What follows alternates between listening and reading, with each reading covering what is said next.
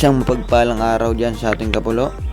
Yan nga pala, sa mundo kami ngayon sa aming guest sa Trips Wonder Travel and Tour. So yun guys, sa mga gusto nga palang pumunta ng Humalig, please contact lang kay Boss Eric Ramirez.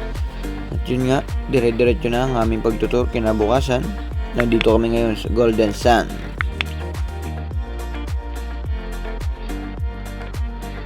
So yun guys, andito kami sa Golden Sand. Papunta naman kami ng Little Boracay.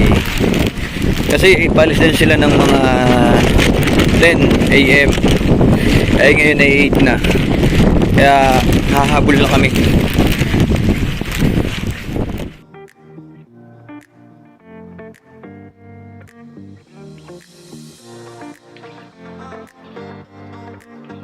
May prank si Sir oh.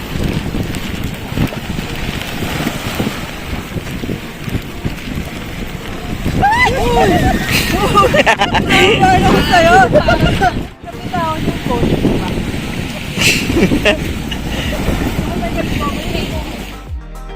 So yun guys, pag nasa Trips Wonder kayo, alagang-alaga kayo. May tour guide na kayo, may photographer pa. San ka pa? Trips Wonder na. Bago kayo pumunta ng Humalig, alamin nyo na kung may biyahe ba talaga ng bangka. Kitang-kita naman, tuwang-tuwa ang ating mga guests sa Little Boracay. Kasi parang Boracay naman daw talaga, kahit nasa Humalig Island sila.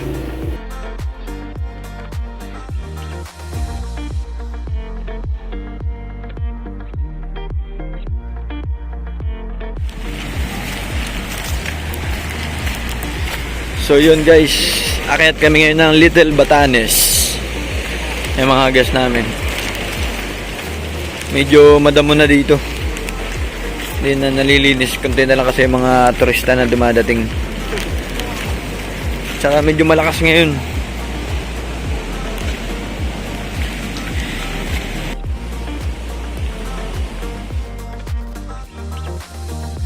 Nandito na nga pala kami guys sa Little Batanes. Pupunta kami dito ngayon sa itaas para makita nila kung gaano kaganda ang view. Nang makita nga nilang yung view, namangha sila sa ganda ng tanawin. At yun, hindi na nila napigilan. Shot na agad. Alam nyo kapulo, isa ang Little Batanes sa isa sa pinakamagandang spot dito sa Humalig Island. Kaya kung ninanais nyo pumunta ng Humalig, huwag yung palampasin, pumunta ng Little Batanes.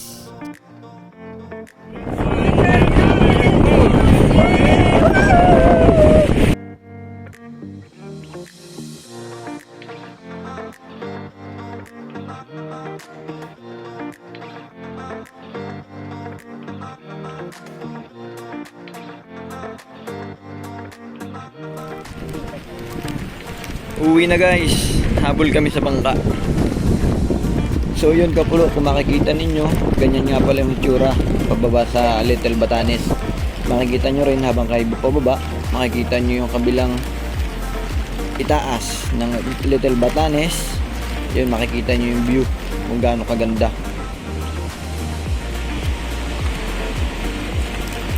So yun, tamang uwian na sila kapulo. Yan yung kanilang sasakyan, Triple Kent, dito sa sitio sa Libungot. So yun mga ma'am and sir, balik po kayo dito sa Humalig. Huwag nyo kakalimutan, Tala and Pump Resort.